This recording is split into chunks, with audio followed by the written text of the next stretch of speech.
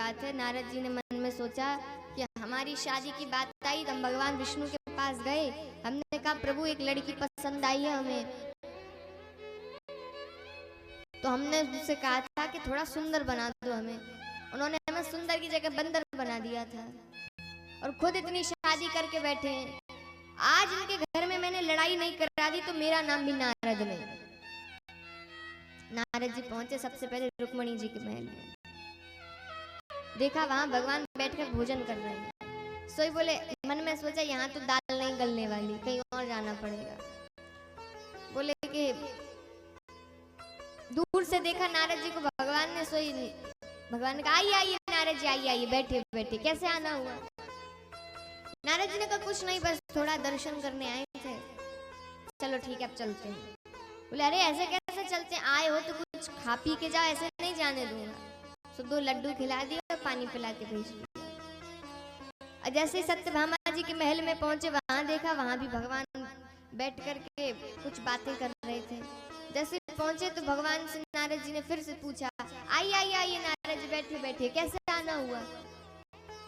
भगवान ने कहा अभी तो पूछा था कैसे आना हुआ। बोले खैर, बोले कुछ नहीं, आपके दर्शन करने आए थे, चलो अब चलते हैं। भगवान ने कैसे कैसे जा रहे हो, आए हो तो कुछ खा पी करके जाओ। तो फिर से 2 लड्डू खिला के पानी पिला के भेज दिया। अब हर महल में जाते, किसी महल में भगवान भंडारा कर रहे हैं, किसी महल में भगवान अलग अलग रूप बनाकर हर एक महल में रहते हैं। किसी महल में भगवान यज्ञ कर रहे हैं, किसी महल में बैठ करके रण की नीतियां बना रहे हैं। हर एक महल में अलग अलग काम भगवान कर रहे हैं। अब नारद जी ने सोचा अगर ऐसे काम चलेगा कि अब हर एक महल में जाऊंगा मैं तो पता नहीं कब तक उनके, और ऐसे हर महल में वो लड्डू खिलाते रहे तो मेरा तो काम हो जाएगा। हर एक महल में लड्डू खाऊंगा तो कितने 16,800 महल है, फिर भी इतने लड्डू हो जाएंगे। तो दूर से प्रणाम किया, दूर से देख करके गए और जैसे ही उनका माथा चकरा गया, जैसे द्वारिका की गली में रुक गए आकर के, तो देखा कि साड़ी पहनकर एक बड़ी प्यारी सी देवी जी सामने से चली आ रही हैं और सीधे आके नारद जी के सामने रुक गई। जैसे घूंघट उठाया, उसमें भी भगवान थे। भगवान ने फिर से नारद जी से पूछा, अरे नारद जी आप कब आए, कैसे आना हुआ? नारद जी बोले सरकार अब मत करो, मेरे कान थक गए ये सुन सुन करके, कैसे आना हुआ कैसे आना हुआ।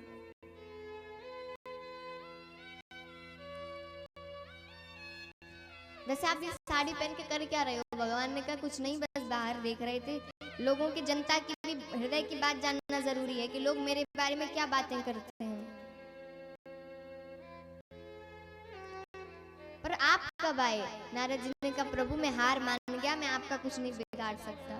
तो भगवान ने कहा बेटा जब तेरे 4 खोपड़ी वाले पिता ब्रह्मा मुझे नहीं समझ सके तो तू क्या समझेगा? भगवान ने नारद जी की